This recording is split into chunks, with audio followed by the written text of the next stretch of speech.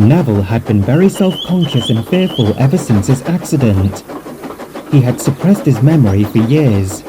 He didn't like to talk about it and feared as though he would not be understood.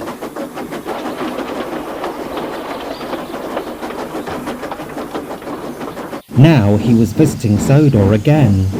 He was very quiet and reserved and tried to seem like a normal hard-working engine. But really, he needed help. Edward could see that something was amiss and often tried to talk to Neville. But he didn't always succeed. Good evening, Neville. Are you all right? Well, if you need anything, I'm always here. As time went on, Neville's performance became lackluster. He dragged his wheels whenever it came to work, and Sir Topham Hatt was not pleased. One day, Edward asked Neville to follow him.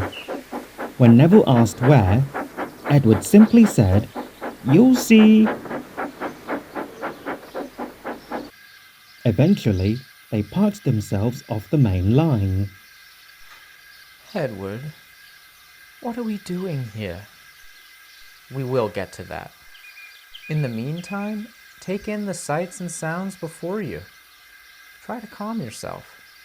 Neville surveyed the forest. It was very quiet, with only the sounds of birds chirping, animals scampering back and forth, and the wind whistling. He felt relaxed. It was then that he remembered questioning Edward. You never answered my question. Why are we here? It's about your troubles, Neville.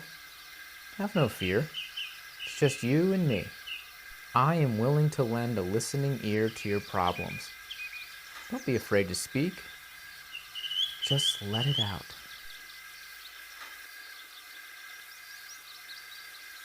Those Nazi bastards! They caused me so much distress. The ruthless killings and bombing raids, the hell I went through during that damn forsaken war. I did not deserve to suffer from that trauma. I helped those who were in need. I worked as hard as I could. Those bastards can go to hell. Okay. I'm glad I let that out. Neville, do you remember when Gordon, Henry, and James looked down on you and you proved your worth? How did you know? Percy told me all about it. You braved bleak weather for someone who insulted you. That really says a lot. The Fat Director was very proud, and so were we. I certainly did.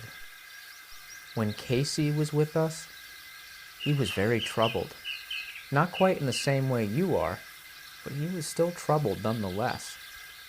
He had gone through a dreadful depression, a period in which his railroad in the U.S. closed. He was rejected many times and on the verge of giving up, as no one seemed to understand his problems. So, what happened? He came here when Henry was being rebuilt. He hit several bumpy rails, but we helped him see that there were engines and people who cared about him, and he got back on track. That's what's going to happen to you, too. While I don't fully understand PTSD myself, I do know that it's highly troubling. All of us Sodor engines have faced hardships, and we've all come out on top, even when the odds were against us. What should I do if I face hardships in the future? You can't be prepared for everything. There will be obstacles for you to face, but you need to believe in yourself. You're not alone. Your friends can help you, and they'll be with you. We all believe in you. Sir Topham Hatt believes in you too. You're a strong, courageous, hard-working engine, and you always will be. I hope that helped. How do you feel? I feel better. I'm glad I talked to you. Thank you for helping me. The pleasure was all mine.